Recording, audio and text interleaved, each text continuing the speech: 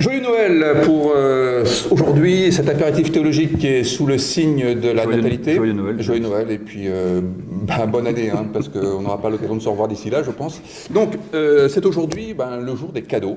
Les mages apportent des cadeaux à Jésus, de l'or, de la myrrhe, de l'encens, et c'est la raison pour laquelle, mon cher François, j'ai un cadeau pour vous, parce que je ne voudrais pas que vous repartiez les mains vides. Donc voilà, vous pouvez l'ouvrir.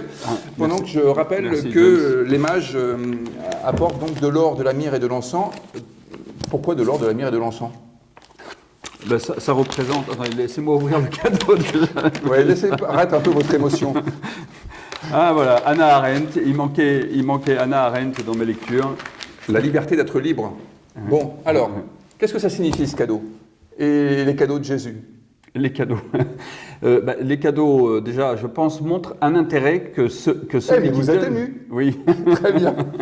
Celui qui donne le cadeau reconnaît une personnalité à celui qui... Il y a une relation particulière qui se met en place entre celui qui donne et celui qui reçoit. Et c'est toute l'attention qu'on peut porter à quelqu'un que l'on aime. Très bien, c'est exactement ça. Et puis vous voyez, je reconnais votre liberté. Oui.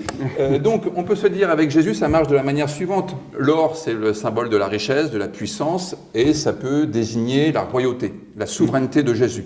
Non pas au sens où il serait un monarque qui exerce son pouvoir de contrainte et de coercition sur les autres, mais parler de la souveraineté de Jésus, c'est dire qu'il est capable de diriger mon existence au sens où il me rend capable de pouvoir donner un sens à ma vie.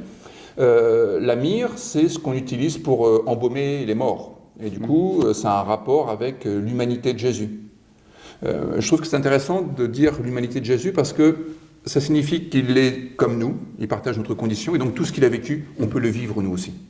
Et on est capable d'aimer comme il a aimé. Alors peut-être que c'est plus compliqué pour nous, mais on est capable d'avoir une vie à la hauteur de Jésus.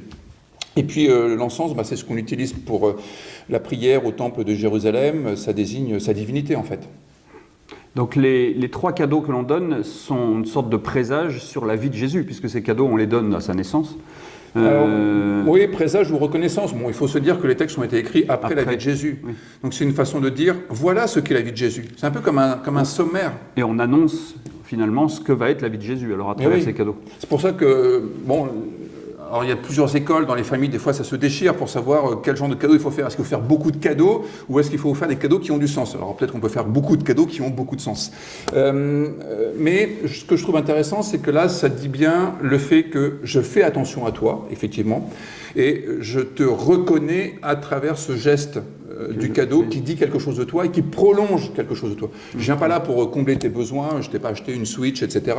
Mais peut-être que tu n'en avais pas besoin d'ailleurs, mais je dis quelque chose qui va dans le sens de ce que tu es. Oui, l'être plutôt que l'avoir. Ça, c'est intéressant.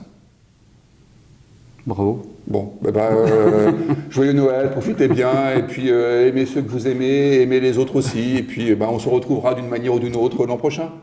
Avec plaisir. Avec plaisir. Joyeux Noël. Joyeux Noël encore. Au revoir. Au revoir.